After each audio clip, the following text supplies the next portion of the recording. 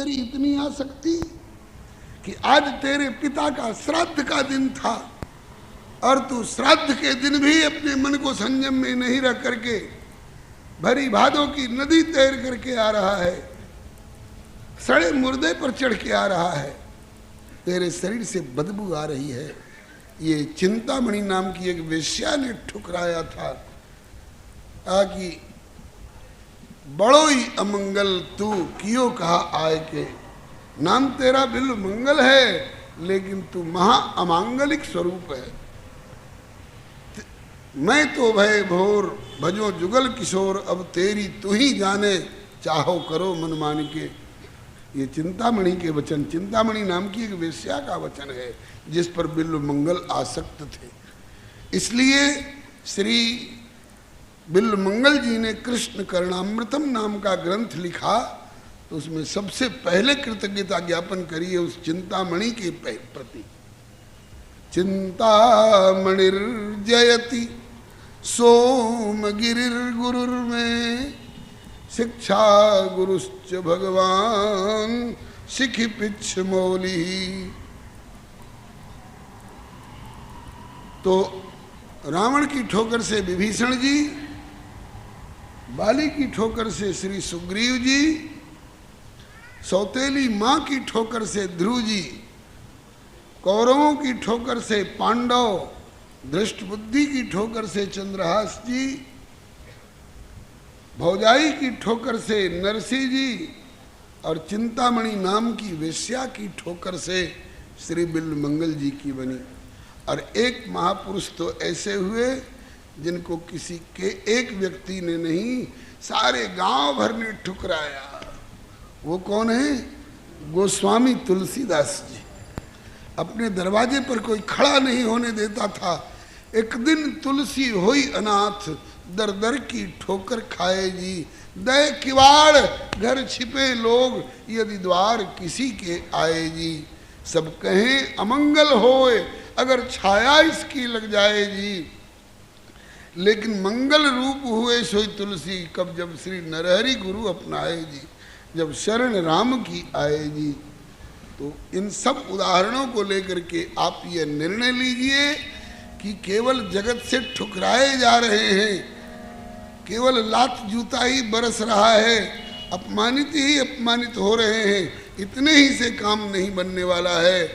ठुकराए गए जालिम जगत से तो दूसरा कदम आपको उठाना है कि छूटा जग जंजाल जब ही जालिम जग ने ठुकराया जी।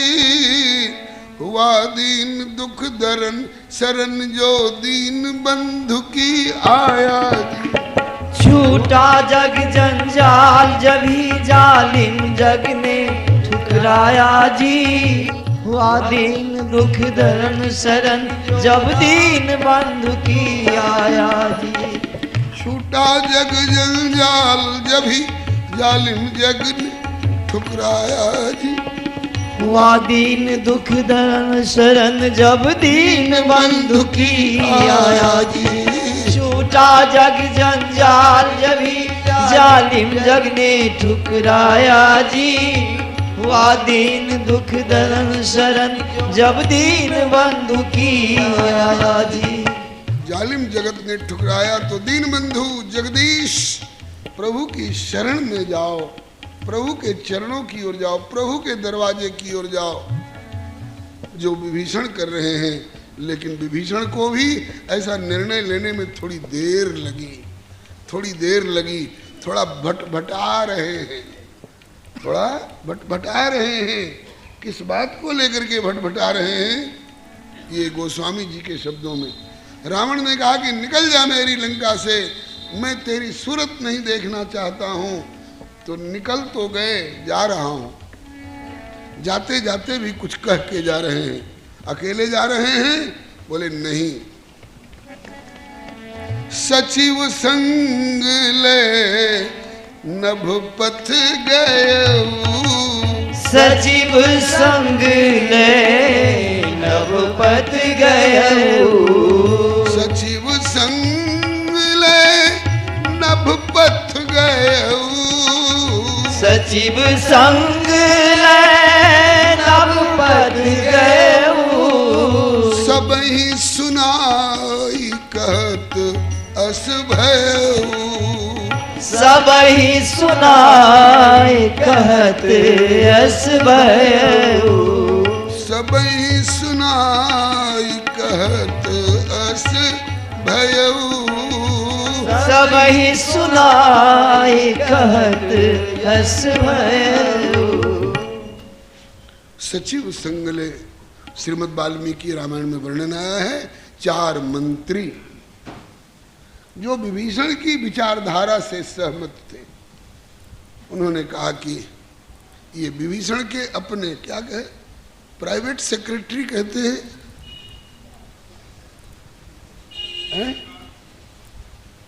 निज सचिव, निज सचिव, ये विभीषण जी के समर्थक थे, विभीषण जी की विचारधारा से सहमत रहने वाले थे। इनने कहा कि जब हमारे स्वामी जा रहे हैं तो इनके सचिव हम भी अब यहाँ नहीं रहेंगे। सचिव संग ले नभ पथ गयो। संभवतया उन सचिवों की संख्या 4 की है। 4 सचिव और 5वें एक विभीषण। सचिव संग ले, सचिवों को संग ले करके, और नभ पथ माने आकाश मार्ग से, समुद्र के पार प्रभु थे तो आकाश मार्ग से प्रभु तक पहुंचना होगा। सचिव संग ले नभ पथ गयऊ। और सबहि सुनाए, रावण को और रावण की सभा को संबोधन करते हुए सुना करके जा रहे हैं। सुन लो, कान खोल कर सुन लो लंका निवासियों, राम सत्य संकल्प प्रभु। श्री राम में ये 2 विशेषताएं अभी बता रहे हैं। एक तो सत्य संकल्प है, माने उनका संकल्प पूरा हो करके रहता है, सत्य संकल्प है। और क्या है बोले, प्रभु हैं। प्रभु जानते हैं किसको कहते हैं? प्रभु संबोधन सबके लिए प्रयुक्त हो ही नहीं सकता है। वैसे कोई आउट ऑफ कर्टसी भले किसी को प्रभु कह करके बात करे, अथवा किसी के हृदय में देख प्रभु को देखते हुए और उन पर दृष्टि रखते हुए बात करे। प्रभु शब्द का बहुत गंभीर अर्थ होता है। प्रभु उसको कहते हैं जो कि कर्तुम समर्थ, जो करने में समर्थ हो और अकर्तुम समर्थ, नहीं करने में भी समर्थ हो।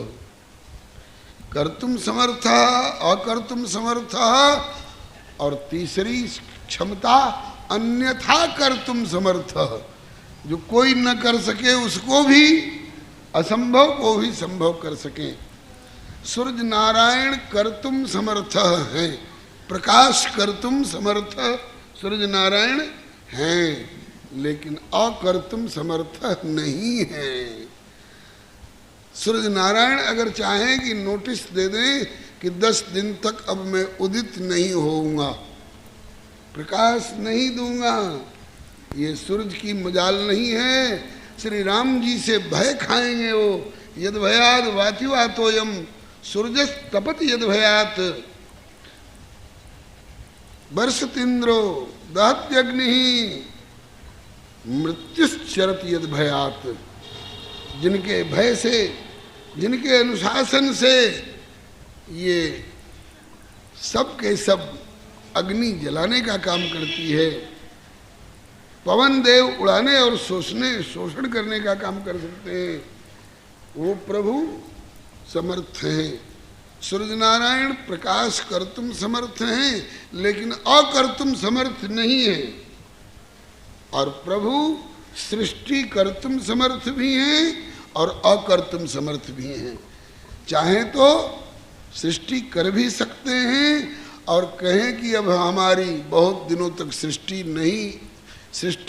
नहीं करने की इच्छा है, इसलिए कोई बाध्य नहीं कर सकता है कि सृष्टि रचना का समय हो गया है इसलिए आपको करना ही पड़ेगा। नहीं नहीं, मेरी मर्जी, चाहे जब करूँगा। कर्तुम समर्थ अकर्तुम समर्थ भी हैं और अन्यथा कर्तुम समर्थ। अन्यथा कर्तुम समर्थ का मतलब आप बालू को पेर करके, जैसे सरसों को पेर करके तेल निकाल लेते हैं, ऐसे बालू को पेर करके तेल निकाल सकते हैं क्या? नहीं कर सकते हैं। लेकिन प्रभु चाहें तो बालू को पेरना शुरू कर दें और उसमें से कनस्तर का कनस्तर तेल निकलना शुरू हो जाए। आप चाहें कि पानी को मथ करके उसमें से घी निकालने, मक्खन निकालने, नहीं निकाल सकते हैं। लेकिन प्रभु चाहें तो पानी को मथ करके भी उसमें से घी निकाल सकते हैं। बारी मथे घृत होई बरु, सिकता ते बरु तेल, बिन हरि भजन न भव तरिय, यह सिद्धांत अपेल। बर्फ के टुकड़े से आप बीड़ी सुलगा सकते हैं क्या? चूल्हा सुलगा सकते हैं क्या? बर्फ के टुकड़े से आग नहीं पैदा की जा सकती है। लेकिन प्रभु चाहें तो बर्फीली चोटी पर भी ज्वालामुखी, बद्री नारायण के ठंड वाले क्षेत्र में आपने गर्म कुंड देखा है ना, ये प्रभु की क्षमता है। तो प्रभु सर्व समर्थ हैं, कर्तुम समर्थ, अकर्तुम समर्थ और अन्यथा कर्तुम समर्थ। और कैसे हैं? बोले सत्य संकल्प है। ये विभीषण का उद्घोष है। लंका वासियों, मुझे निष्कासित करने वालों, मुझे देशद्रोही कहने वालों, सुन लो, ऐसी घटना राम जी की इच्छा से घटने जा रही है। तुमने मुझे लात मार करके निकाल दिया, निकल जाने की आज्ञा दे दी और मैं निकल के जा भी रहा हूँ। इसमें मेरे प्रभु की इच्छा काम कर रही है। एक तो मेरे जीवन की कसर पूरी होने जा रही है। सब कुछ था लेकिन कुछ कसर थी, तो ये कि अब तक कुसंगति में था। वो कुसंगति से बचाव होने जा रहा है मेरा। और राम जी का संकल्प पूरा होने जा रहा है। कौन सा संकल्प? जो ऋषियों के आश्रम पर भुजा उठा करके प्रतिज्ञा की थी, निश्चर ही न करो मही, निश्चर ही न करो मही, भुज उठाई प्रण कीन, और सकल मुनिन के आश्रमनी, जाय जाय सुख दिन। ये तो अवतार लेने के बाद का संकल्प है। और इसके पहले का भी संकल्प, जब देवताओं ने, ऋषियों ने और गौ रूप धारिणी पृथ्वी देवी ने और ब्रह्मा ने और शंकर जी ने मिलकर के प्रार्थना करी थी, जय जय सुर नायक जन सुखदायक, प्रणत पाल भगवंता। ध्यान गया ना प्रसंग पर? रावण के अत्याचार से पीड़ित सभी लोगों ने जब पुकार करी थी, उस समय भी प्रभु ने संकल्प पूर्वक आश्वासन दिया था, जनी डर बहु मुनि सिद्ध सुरेशा, जनी डर बहु मुनि सिद्ध सुरेशा, तुम ही लागी धरि हो नरवेशा, तुम ही लागी धरि हो नरवेशा, हरि हो सकल भूमि गरुआई, निर्भय हो देव समुदायी, हरि हो सकल भूमि गरुआई, निर्भय हो देव समुदायी। देवताओं डरो मत, अब तुम लोगों के लिए मैं मनुष्य शरीर धारण करने जा रहा हूँ, अवतार लेने आ रहा हूँ, और पृथ्वी के भार रूप इन असुरों को मार करके, असुर मारी थापहि सुरन, राखहि निज श्रुति सेतु, जग विस्तार है विशद यश, ये राम जन्म कर हेतु। ये पूर्व का संकल्प, और अवतार लेने के बाद निश्चरहीन करो मही, भुज उठाए प्रणकीन। ये संकल्प प्रभु का अब पूरा होने वाला है। अब राक्षस बचेंगे नहीं, राक्षस बचेंगे नहीं। इसका एक और लक्षण, जब रावण और कुंभकर्ण को और विभीषण को वरदान देकर ब्रह्मा जी लौटने लग गए, और ये भी वरदान पाकर जब लौटने लग गए, तो उनके पीछे लंका की अधिष्ठात्री देवी लंकिनी कहती है कि मैं भी चलने लग गई। लौटने के मुद्रा में आई तो ब्रह्मा जी ने कहा कि ठहर, तू अभी कैसे जा रही है, तू अभी कैसे जा रही है, ठहर, तुमसे एक सलाह देनी है। कौन सी सलाह देनी है बताइए। लंकिनी ने कान रोक दिया और ब्रह्मा जी ने धीरे से कान में कह दिया। ब्रह्मा जी ने ये बात हनुमान जी को बताई है लंकिनी कि जब रावण ही ब्रह्म वर दीना, जब रावण ही ब्रह्म वर दीना, तो चलत बिरंची कहा मोहि चिन्हा, चलत बिरंची कहा मोहि चिन्हा। जब ब्रह्मा जी ने और शंकर जी ने रावण वगैरह को वरदान दिए, उसके बाद चलते चलते समय बिरंच कहा मोहि चिन्हा, मुझे एक पहचान, एक लक्षण ब्रह्मा जी ने बताया। बेटी लंकिनी सुन, अभी तो राक्षस वरदान लेकर जा रहे हैं, ये फलेंगे फूलेंगे और दुनिया घबराएगी इनके अत्याचारों से, तो लेकिन ये राक्षसों का समापन हो जाएगा, राक्षसों का विनाश हो जाएगा। कब? बिकल हो सीते कपि के मारे, बिकल हो सीते कपि के मारे, तब जाने सु निश्चर संहारे, तब जाने सु निश्चर संहारे।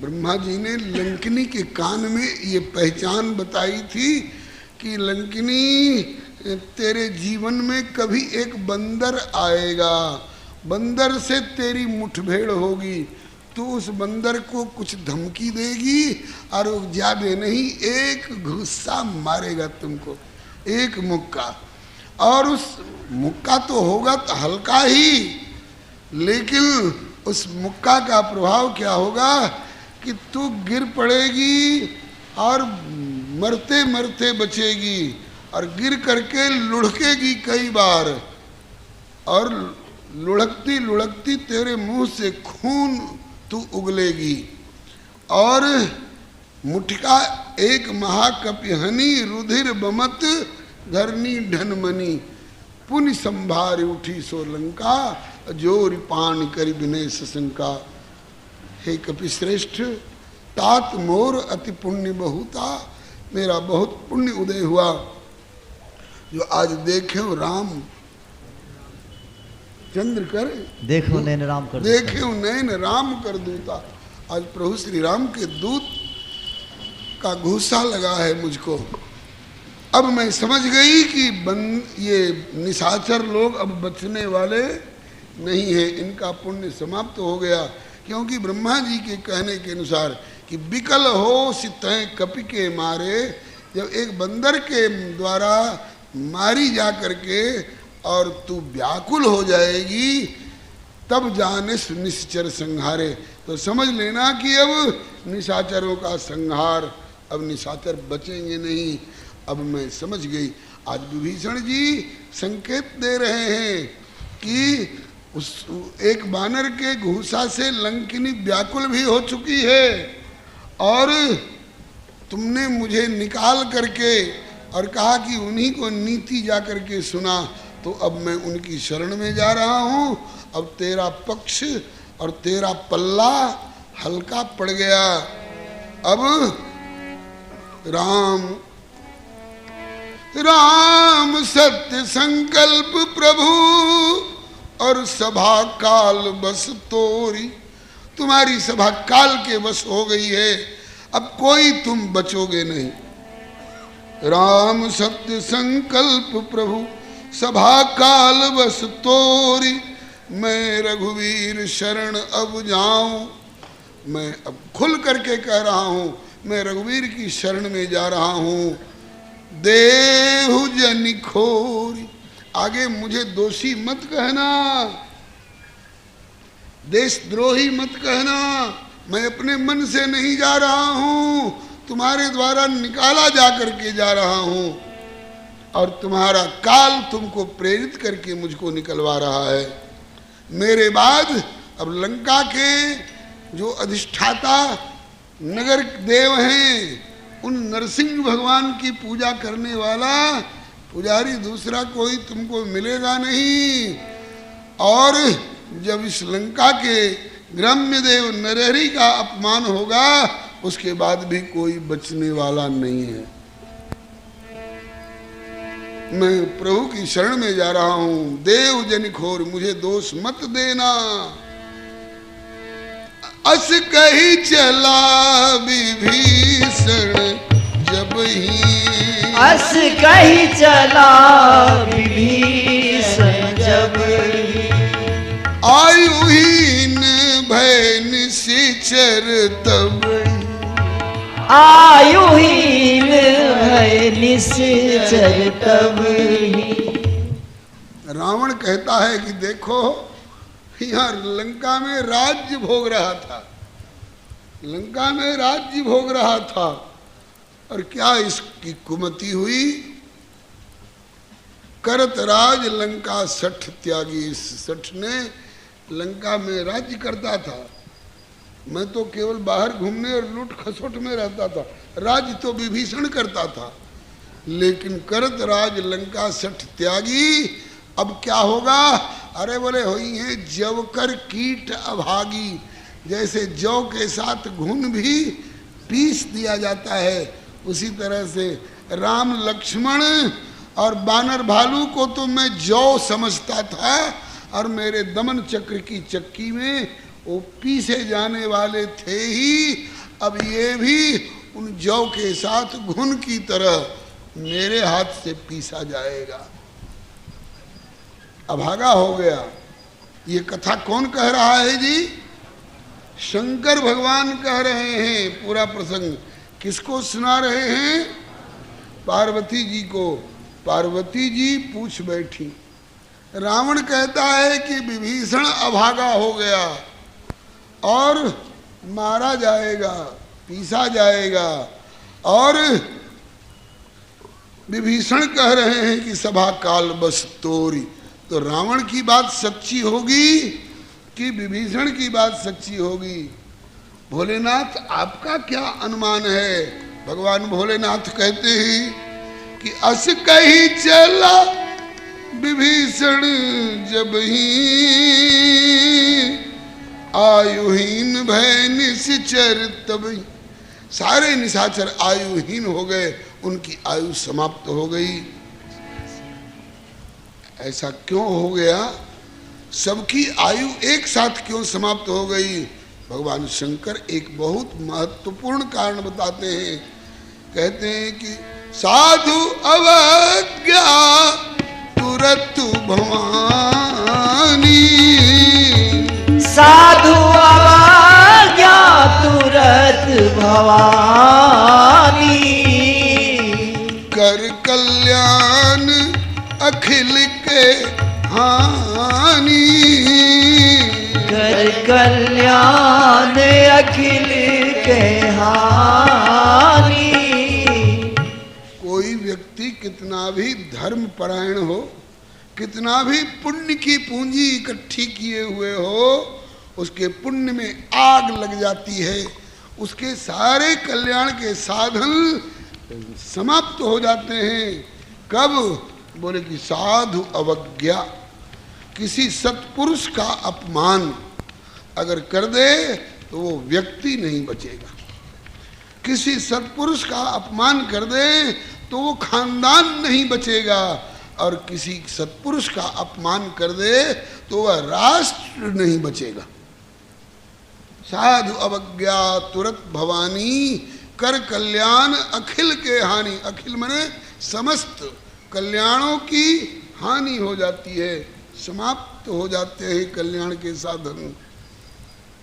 एक बार ये बात प्रकारांतर से शंकर भगवान और कह चुके हैं। जब लंका धू धू करके जल रही थी और सोना पिघल पिघल करके, लंका की दीवारें, लंका की ईंटें सब सोने की थी, और जब हनुमान जी के द्वारा दी हुई आग से पिघल पिघल करके सोना बहने लगा समुद्र की ओर, और बहने ही नहीं लगा, कुछ दूर तक जा करके बहता हुआ दिखाई पड़ता था, और उसके बाद कुछ दूर जा करके वो कोयला और राख जैसा हो जाता था। तो उस समय शंकर भगवान ने यही बात कही थी। भगवती पार्वती ने पूछा कि सोना कैसे राख हो रहा है भोलेनाथ? बोले आग से भले राख हो चाहे नहीं हो, लेकिन ये लंका सोने की राख हो रही है, इसका कारण वो दूसरी आग है। वो क्या? बोले साधु अवज्ञा कर फल ऐसा। साधु अवज्ञा कर फल ऐसा, कि जरई नगर अनाथ कर जैसा। जरई नगर अनाथ कर जैसा। जैसे किसी अनाथ की नगरी जल रही हो, उस तरह से रावण जो अपने को विश्व विजयी दुर्दांत मानता था, और आज उस रावण के देखते देखते उसकी लंका अनाथ की झोपड़ी की तरह जल रही है।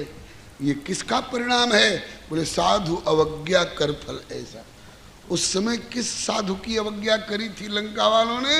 हनुमान जी की। कौतुक कहाँ आए पुरवासी, और मारही चरण है ना, मारही चरण मारही लात, अकरही सब हास। हनुमान जी की हंसी करते थे, हैं? और उजाड़ो अशोक बाग, और खाओ फल अशोक बाग का। हंसी कर करके अब मार ही लात।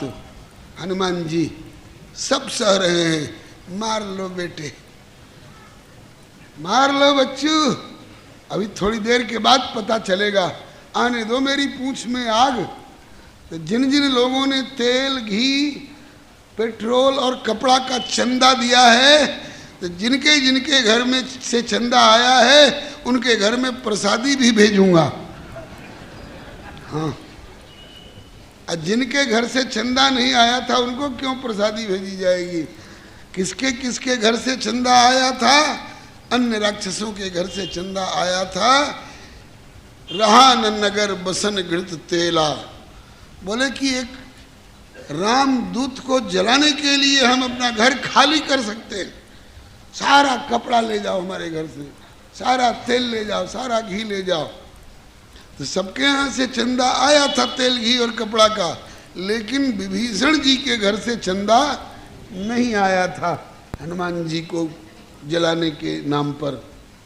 इसलिए विभीषण जी की कुटिया बची रह गई, और लंका कि एक एक दीवाल और एक एक छप्पर और एक एक वस्तु जल करके समाप्त। गोस्वामी जी ने कवितावली में तो हद करी है, और हनुमान बाहुक में भी लंका दहन का वर्णन बड़ा विचित्र किया है।